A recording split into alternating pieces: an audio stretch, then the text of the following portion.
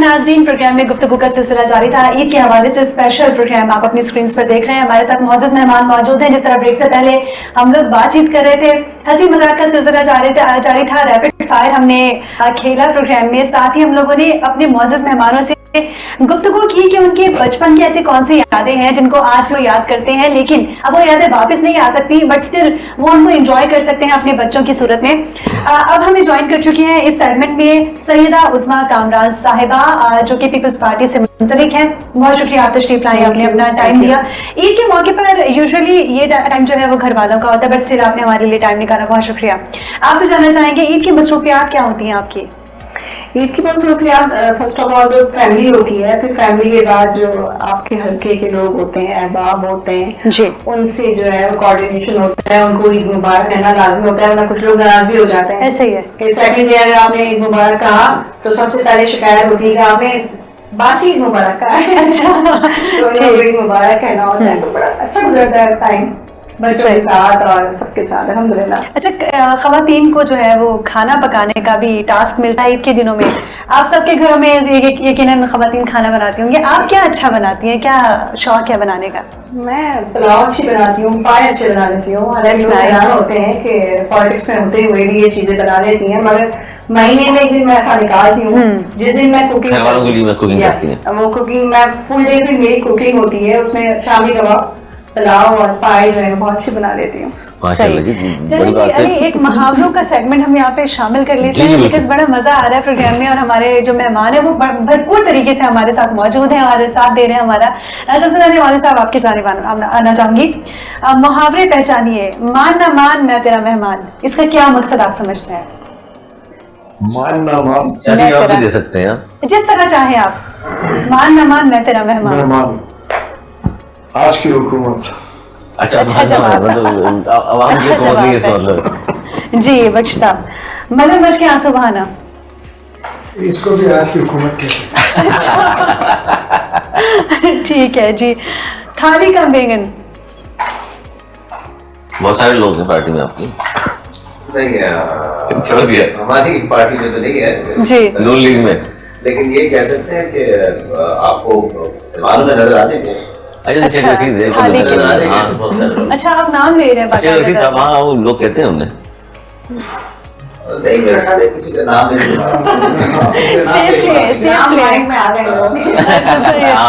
लोगों जी। आप बताइए, मेरी बिल्ली मुझे में आऊं। जो लोग आपके साथ बैठे होते हैं और आप ही काट कर होते हैं, बिलखुसूस पीटीआई की कैबिनेट को मैं कहूंगी। सही नाम ले लिया मैंने। ओके, पीटीआई की कैबिनेट की पार्टी आपने जब देखा फिर मैंने कहा है जी। ऊंट के मुंह में जीरा, ऊंट के मुंह में जीरा जी। टफ है, टफ है। ऊंट के मुंह में जीरा, मैं ये सियासी देख रहा हूँ तो उसमें क्या फिटाते हैं जी। कराची फिटा रहा है। हाँ, कमा के सब देता है, कराची की सूरत मिलता है कि ये आपके लिए ऊंट के मुंह में जीरा तो कराची। कराची।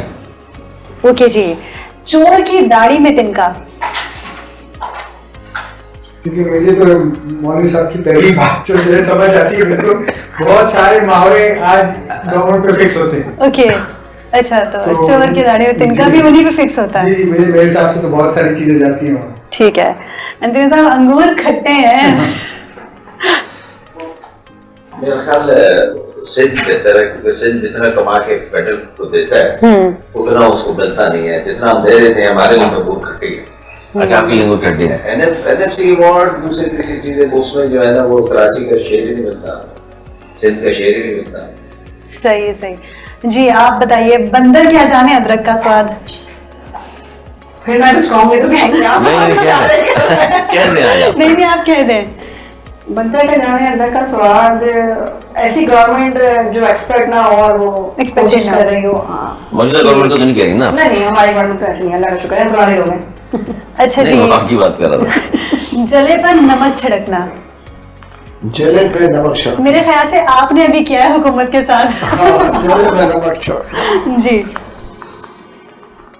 जले पे नमक छिड़कना जो है जी, वो इस तरह हो सकता है कि अवाम के साथ जो हो रहा है ना, अवाम ऑलरेडी अवाम के साथ जो है जले हुए उसके ऊपर जो मैं इस वक्त महंगाई है जी उसको भी आप कह सकते हैं कि भाई जगह पे नमक छिड़कना।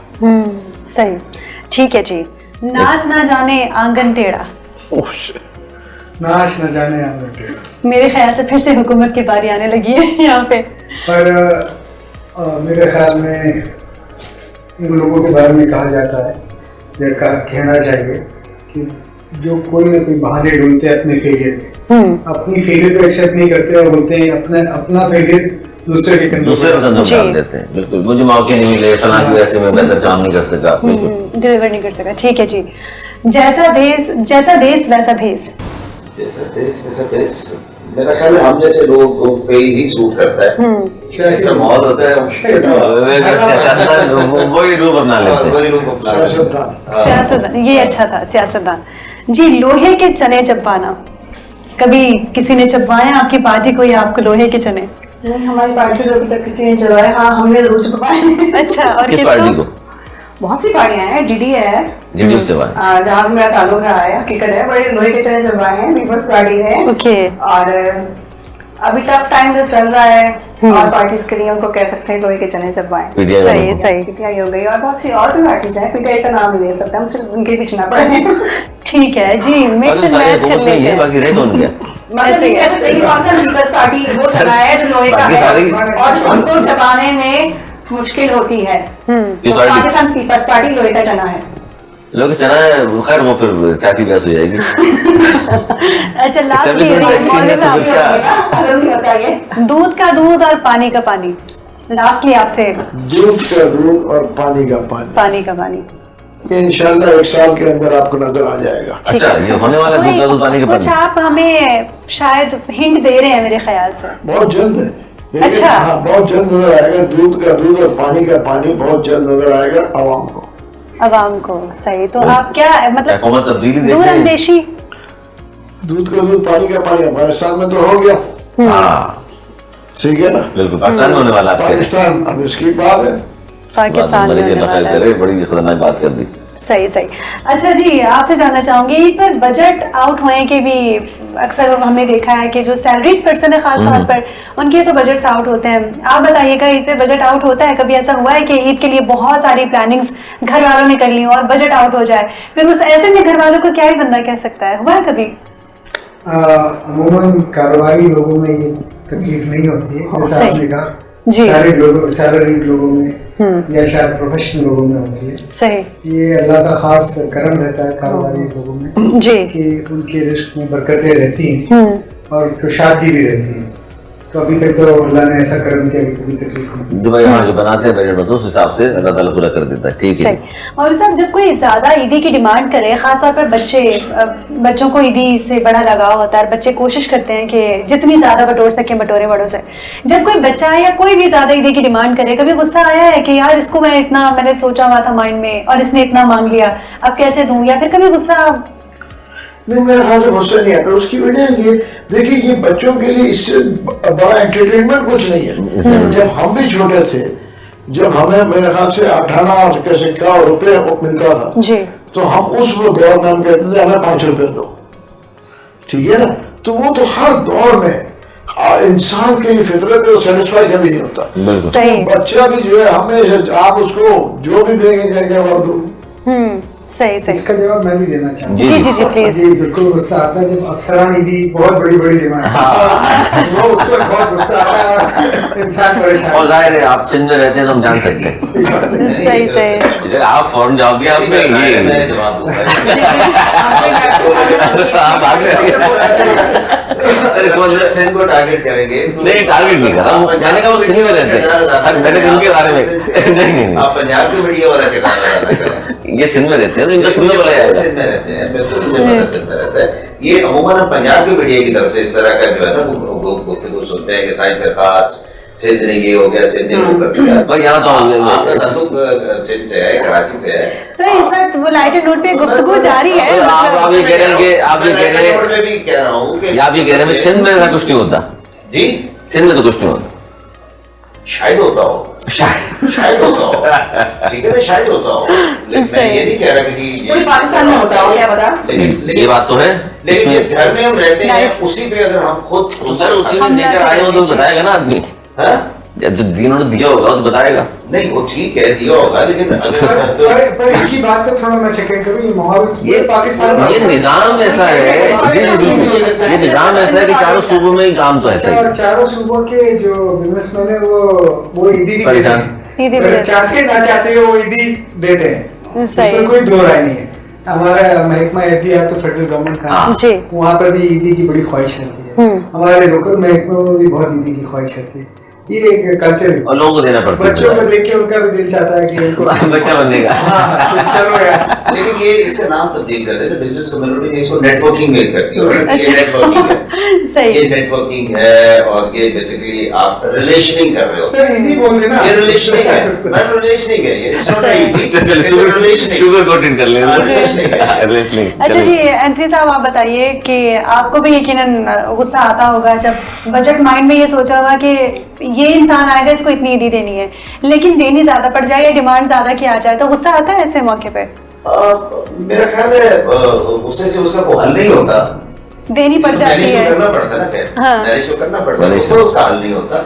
और जाहिर है खुशी का मौका होता है सही। और आप खुशियां बांट रहे होते हैं, खुशियों का सबब बन रहे होते हैं, तो गुस्से से वो सारा माहौल खराब हो जाता सही। है। लेकिन इन चीजों को फिर बंदा जो है वो मैनेज करता है। मैनेज कर लेता है। अच्छा बीइंग अ फीमेल, आप बताइएगा कितना आप जरूरी समझती है मैचिंग कपड़े और मैचिंग जूते, चूड़ियाँ वो सेम कलर की या कंट्रास्ट में, क्योंकि हमारी खवातीन की ईदी होती है, इसके बगैर तो मेरे ख्याल में मेहंदी लगवाना होता है हमने, और प्रॉपर एक प्रिपरेशन स्टार्ट होती है, तो इसके हवाले से क्या कहेंगे आप? अब बीइंग अ पॉलिटिशियन का हो तो मेहंदी वगैरह चूड़ियाँ वगैरह से हम काफी दूर है, सही। और वैसे फैमिली में होता है सही।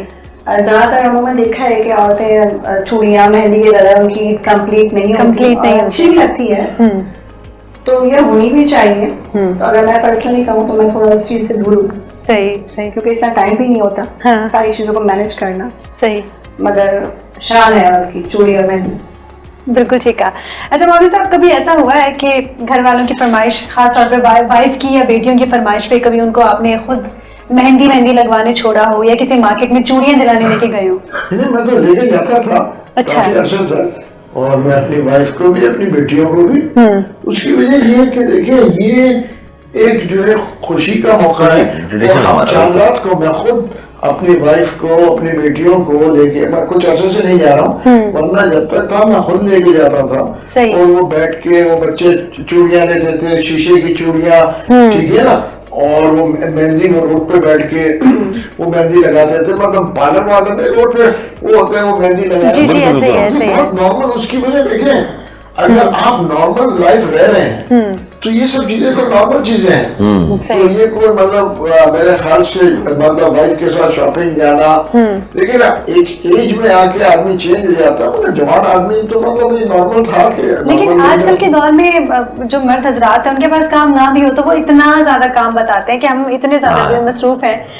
ये बात तो। नहीं अली भाई मेरी तरफ आओ मत देखिए, ठीक है, वो बहुत काम बताते हैं कि हम बहुत मसरूफ हैं और वो टाइम नहीं निकाल पाते फैमिली के लिए कि ना अच्छा है वो बाहर खड़े सिगरेट पी रहे हो, लेकिन वो मसरूफ इतने बताएंगे अपने आप को। मेरे हिसाब से तो अपने अपनी है, मेरे हिसाब से फैमिली जी। Should be a priority. मेरे Indeed हिसाब it- से माय it फैमिली should. I would prefer to be a priority. और मैं सबसे कहूंगा कि फैमिली कम्स फर्स्ट, सही। बाकी चीजें बाद में आती है। उसकी वजह कि अगर आदमी अपनी फैमिली को टाइम नहीं दे सके तो दूसरे को क्या टाइम देगा? वो बोलते हैं जो आदमी अपने खुद के लिए कुछ ना कर सके दूसरे के लिए क्या दूसरे करेगा? के लिए क्या करेगा? सही है, सही। सर आप बताइए। ईद पे सर तैयारी वैयारी करके घर से निकलते हैं आप? होता है ना कि आज तो जनाब ईद है तो इसलिए भरपूर अंदाज से तैयारी होगी, मतलब जैसे तैयारी तो कुछ होती नहीं, मुंह धो लिया और बस जो भी पहन कर निकल आए बाहर। मेरे ख्याल में ईद एक्चुअली मर्दों के लिए इतनी नहीं जितनी और जिम्मेदारी औरतों की होती है। घर का खाना मैनेज करना, सबको उठाना, मेहमान आ रहे हैं, ईदी के बच्चे लिए मुझे खुशी है कि कोई तो बोला। हाँ, तो और इसीलिए तो नवाज शरीफ तादाद ज्यादा है। जिम्मेदारियां। जी, जी। और आज जो हम सब यहाँ आदमी बैठे हैं उनको उन औरतों का शुक्रिया अदा करना चाहिए, प्लीज। जिन्होंने बहुत सारे साल हमारी जिंदगी के आसान गुजारने में एक बहुत भरपूर रोल प्ले किया। भरपूर। Because it could have not been possible अगर वो जिस तरीके से ये हर घर, जैसा आपने कहा, बजट मैनेज करना, घर मैनेज करना, ये सारा खवातीन का काम है। बड़े बुजुर्ग सबको इज्जत जी। देना, बुलाना, जाहिर है तो बहुत बड़ा रोल होता है। जिन्होंने जिंदगी आसान करने के अच्छा लिए मेरे ख्याल से अली रुक जाए family- जी जी जी जी और उन please। खवातीन का शुक्रिया अदा करती है, उन्होंने मुश्किल भी बनाई है जिंदगी। अब वो आपका एक्सपीरियंस बोल रहा था, हम कुछ नहीं कह सकते, लेकिन मैं मेरे सबका ख्याल ये से बता नहीं रहा ना, कोई मसला ये है। अच्छा सबने वापस घर में जाना है। होता नहीं होता ऐसा, मुश्किल भी बनाती है आसान भी।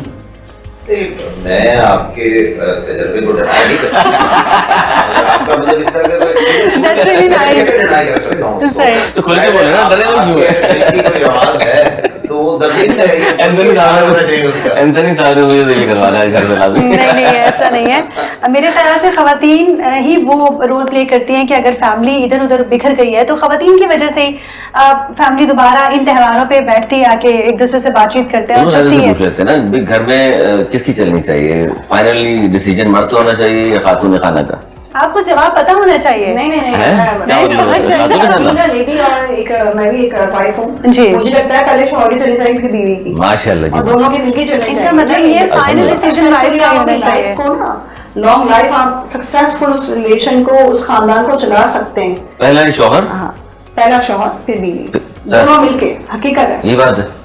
मेरे हमारे हिसाब से मैं भी इससे एग्री करूंगा सही। कि मतलब देखिए जहाँ पे बदकिस्मती से अगर फीमेल डोमिनेशन हो तो वो बड़ा मतलब नुकसानदेह है। पैनिक अच्छा। हो जाते हैं। हाँ, मेरे हिसाब से female domination Yes. it has to be मतलब मेल डोमिनेशन। नुकसानदेह। नहीं तो मेरे मैंने हिसाब से तो- तो अच्छा मेल डोमिनेशन। Yes. और कम से कम मैं अपनी फैमिली में बताऊंगा, मैं I am a dominating family. Okay okay मेरे ख्याल में मिलके चलना चाहिए, मिलके चलना ताकि चाहिए।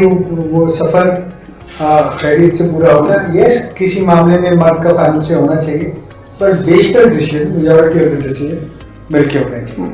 मशवरा कर रहे हैं आपस में, मशावरत से सारी बात हो, ये नहीं कि फाइनल मैंने कह दिया तो यही होगा। और उस पर बच्चे पे भी अच्छा इम्पैक्ट होता है। That's nice. जी सर, एंथनी साहब, बिल्कुल दुरुस्त कहा है, बिल्कुल ऐसे कहा। मिलजुल के। हाँ, बिल्कुल मिलकर के डिसीजन होने चाहिए। तो ये नहीं हो गया हिटलर बन जाए कोई घर में आदमी, इम्पोज नहीं करना चाहिए। सही सही सही। मिलजुल के देख लें। जी मैं तो यही चाहती हूँ कि हाँ। मिलजुल के फैसले हों। नहीं, बात घरों में मैंने देखा है, बात घरों में खवातीन ही शुरू करती हैं, खवातीन ही अपनी बात पे खत्म करती नहीं, मेरे ख्याल हैं। से उनमें कुछ कहती है इनकी भी रजामंदी है, मगर हस्बैंड की बात दफा रजामंदी नहीं होती, क्योंकि मेरे पास उस तरह के केसेस भी आते हैं। हाँ। डोमेस्टिक वायलेंस यहीं से शुरू होता है। आप जब दोनों कॉपरेट नहीं करते, किसी बात पे कोई डिसीजन दोनों नहीं ले पाते, तो बड़ा ही लाइफ में बिगाड़ पैदा होता है। इस तरह सर से कुलिया क्या है बेहतर जिंदगी का? शादीशुदा लोगों के हवाले से पूछ रहा हूँ। मेरे हिसाब से कम्युनिकेशन, यस, जहाँ लैक ऑफ कम्युनिकेशन होता है वहाँ पर प्रॉब्लम क्रिएट होते हैं और फिर बढ़ते हैं। सो अगर कम्युनिकेशन बेहतर होगा तो बड़े बड़े मसाइल हल हो सकते हैं। और मैं समझता हूँ कि आदमी से गलती होती है, वो अपनी लाइफ में मसरूफ़ होता है, अपने काम में मसरूफ़ होता है, अपना टाइम नहीं दे पाता। जितना एक बीवी अपना घर छोड़ के आती है वो एक्सपेक्ट करती है, डिजर्व करती है, एक्सपेक्ट करती है। तो हम सब ने इसको रियलाइज़ करना चाहिए, और जिस वक्त भी रियलाइज़ करें अपनी मिस्टेक को मान के उसको, उस कमी को दूर करने की कोशिश करनी चाहिए। बेहतरीन। सर आप ये कहेंगे? मैं कहूँगा एक दूसरे को बर्दाश्त करना। बर्दाश्त करें। ये भी बहुत अच्छा हाँ, point है। एक दूसरे को बर्दाश्त करना।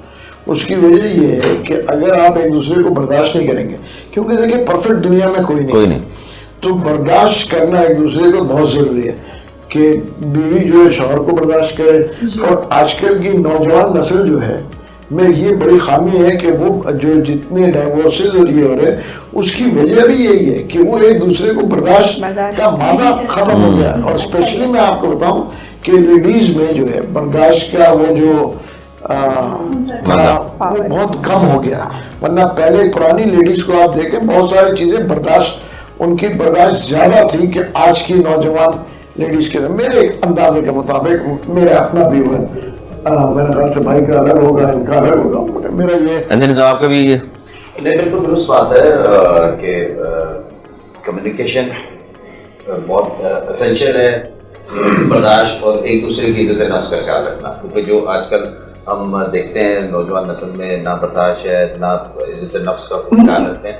और जो चौथी बात मैं समझता हूँ कि वालिदैन की तरबियत जो है वो बहुत बड़ी अहम किरदार, इम्पोर्टेंट होती है। क्योंकि बच्चे सुनने से कम सीखते हैं, देखने से ज्यादा ऊपर असरअंदाज होता है, बिल्कुल सही कह रहे हैं। वो जो घर में देखेंगे वो ही फिर अगले घर में उसका जो है वो हम देखते हैं कि वो चीजें किस तरीके से रिपीट होती हैं। और फिर मैं समझता हूँ कि जिस तरीके से ज़ेल सादी की जा रही है आजकल मीडिया के जरिए से, वो भी जो है वो बड़ी तकलीफ है।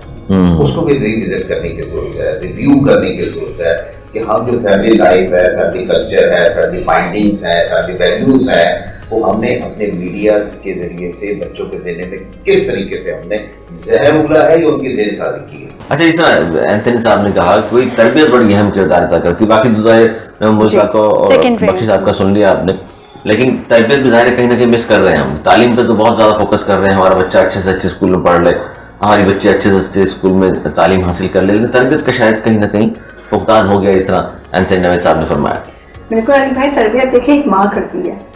एक माँ के गोद से ही परवान चढ़ता है बेटा हो या बेटी। तो हम अपने मुआशरे में ये देखते हैं कि बेटी को तो रोक टोक करके रोका जाता है और ये अच्छा है ये बुरा है, मगर बेटों को नहीं कहा जाता। वो यहाँ ये कह के छूट जाता है कि ये लड़का है। ऐसा नहीं होना चाहिए, क्योंकि लड़का और लड़की में फर्क नहीं करना चाहिए। आजकल का जो वक्त चल रहा है, इस वक्त मैं ये समझती हूँ कि आप अपने बेटों को ज्यादा ग्रोम करें, औरत की इज्जत करना सिखाएं। और मैंने ये भी देखा है, मैं कहूँगी कि जिस घर में शौहर अपनी बीवी की इज्जत करता है, उस घर का बेटा अपनी आने वाली बहू की, अपनी बेटी की, सबकी इज्जत करता है। तो ये माँ के ऊपर मैं कहती हूँ फर्ज है कि वो अपनी गोद से उस बच्चे को औरत की इज्जत करना सिखाएं। बिल्कुल, औरत की यही तरबियत होती है कि तालीम के साथ साथ तालीम पर शायद हम ज़्यादा जोर देने लग गए। तरबियत शायद कहीं पीछे रह गई, वरना एक जमाने में तो जाहिर घर के बड़े हुआ करते थे, उठना बैठना पड़ोस तक के बच्चों की तरह आपने कहा डांट दिया करते थे। वजह उसकी यही थी कि कोई बदतमीजी करते हुए, कोई शार्ट करते हुए समझाने की कोशिश करते थे, मान भी लिया करते थे बच्चे। उनको मालूम था कि जी घर में जाकर मैं आजकल तो घर में शिकायत कर देते हैं, पड़ोसी ने मुझे ये कह दिया, लड़ने पे आ जाते और लड़ाई हो जाती है। तो देखिए, पहले तो हम जॉइंट फैमिलीज में रहते थे ज्यादातर। अब ये भी तो नया कल्चर आ रहा है कि जॉइंट फैमिलीज में नहीं, तो तरबियत जो है, बुजुर्ग जो होते थे घर में वो बैठ के तरबियत देते थे, दादी दादा नानी नाना। देखिए ना कि अब जो है, जो जिसको आपके मॉडर्नाइजेशन में जो है वो जरा फर्क होते जा रहा है ना। देखिए, तरबियत जो है, जो पुराने दौर था, तो जो बुजुर्ग होते थे जैसे रिटायर्ड, मिसाल दे रहा हूँ, अगर दादा रिटायर हो जाते तो वो बच्चों के साथ या दादी या होता ये था कि नानी के घर चले गए तो नानी ने कुछ तरबियत दे दिया, तो वो ज्यादा होता था बनिस्बत के माँ बाप से। हमने जो देखा हमारे दौर में कि भाई दादी से कुछ सीखा, कुछ दादा ने बोला, नानी के घर गए तो उनका कल्चर फर्क था तो वो अपना कल्चर को एम्फसाइज, तो ये हर एक का फर्क होता है। और तरबियत बहुत जरूरी है। मैं ये कहूँगा कि जो है तरबियत जो है इतनी जरूरी है कि जितना आदमी का खुराक है। बिल्कुल, अच्छी तरबियत किस तरह की जा सकती है? मैं आपको पता है बच्चे रूम्स में बंद हैं और कम्युनिकेशन नहीं है पेरेंट्स के साथ भी। हफ्तों हो जाए, मैंने ऐसी फैमिली देखी जो हफ्तों हो जाते हैं बच्चे अपने पेरेंट्स के साथ बैठते ही नहीं है। और सर ने बिल्कुल ठीक कहा, मैं अपना भी कहूँगी कि मेरी परवरिश मेरी दादी ने की है, मुझे कुरान पाक उन्होंने पढ़ाया, तो जो चीज़ें उन्होंने हमें सिखाई तो आज हम अपने बच्चों को सिखाने की कोशिश कर रहे हैं, तो कहीं ना कहीं वो बच्चे मिस करते हैं, नहीं मानते हैं। और सर मैं ये भी कहूँगी कुछ इंसान के अपने अंदर बचपन से भी होता है, ये भी देखा है मैंने कि वो बचपन से भी होता है। और आजकल जो माहौल चल रहा है, गेट टुगेदर होते हैं बच्चे में तो आप भी बिठा लेंगे।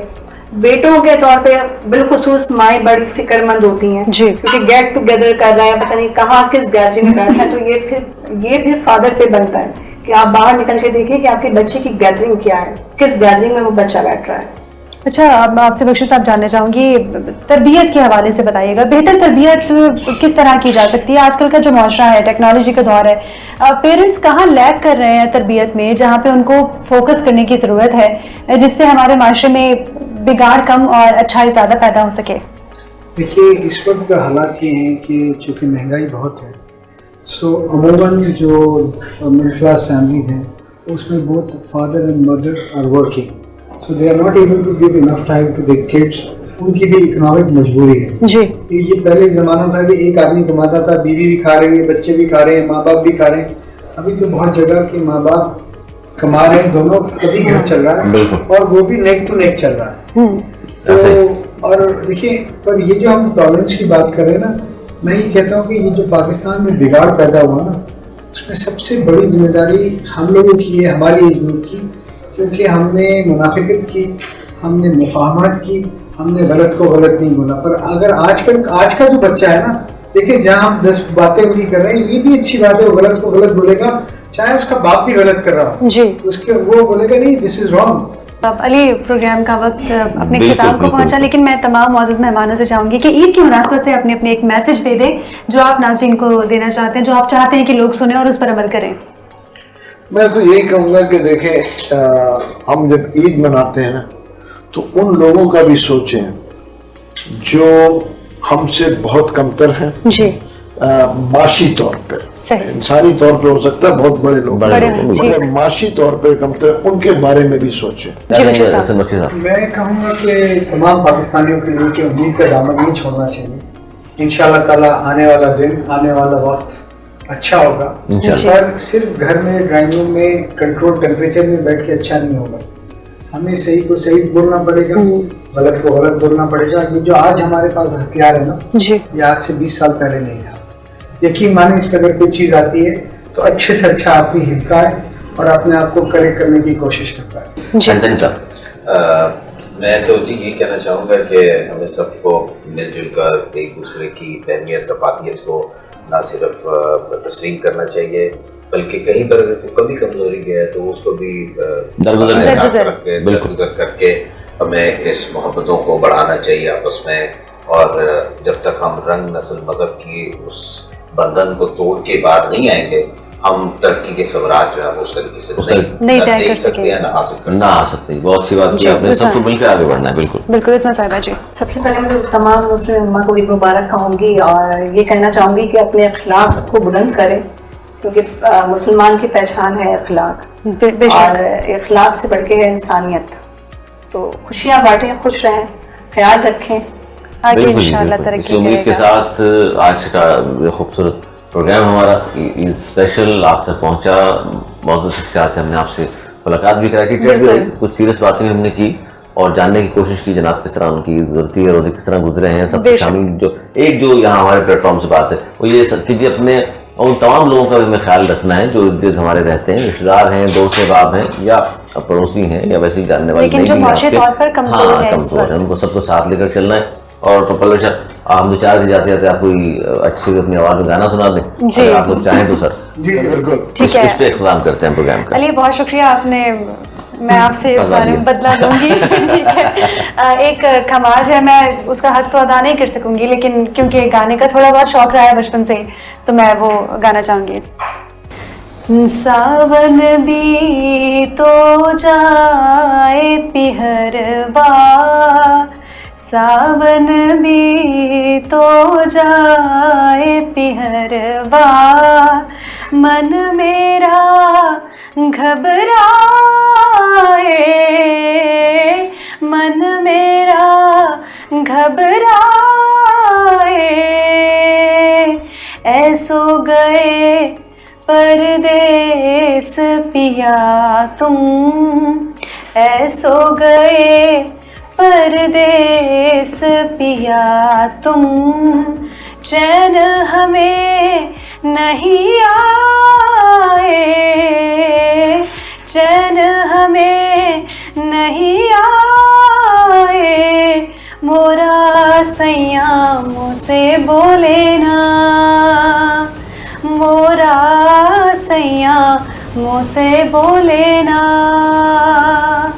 मैं लाख जतन कर हारी, लाख जतन कर हार रही, मोरा सैया मुझसे बोले ना, मोरा सैया मुझसे बोले ना।